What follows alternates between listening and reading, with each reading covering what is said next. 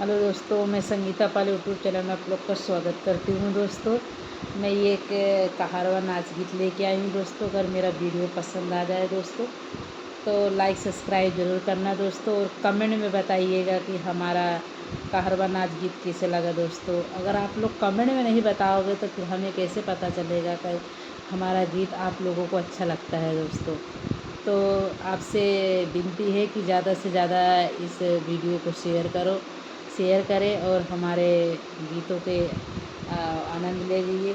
और फुल वॉच में दोस्तों ये वीडियो को देखना, जो हमें भी आप लोगों की सपोर्ट की ज़रूरत है। दोस्तों, फिर चलो मैं स्टार्ट करती हूँ एक कहारवा नाच की, और आशा करते हैं नाच ये कहारवा नाच गीत आप लोगों को बहुत पसंद आएगा।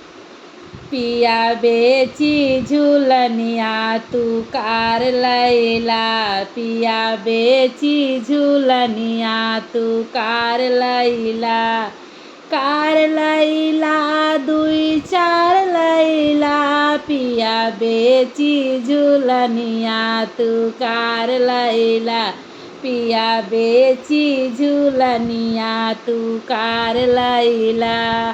चाहे ससुर जी का गिरवी रखदा, चाहे ससुर जी का गिरवी रखदा, चाहे ससुइया पे लोन लैला, पिया बेची झूलनिया तू कार लैला, पिया बेची झूलनिया तू कार लैला, कार लैला दुई चार लैला, पिया बेची झूलनिया तू कार लैला।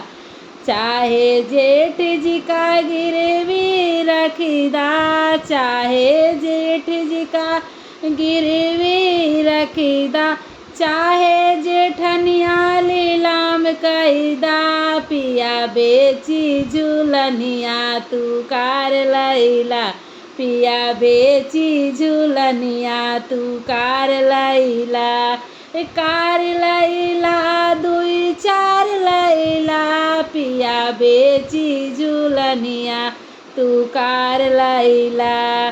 चाहे देवर जी का गिरवी रखदा, चाहे देवर जी का गिरवी रखदा, चाहे ननदिया पे लोन लैला, पिया बेची झूलनिया तू कार लैला, पिया बेची झूलनिया तू कार लैला, कार लैला दुई चार लैला, पिया बेची झूलनिया तू कार लैला, पिया बेची झूलनिया तू कार लैला।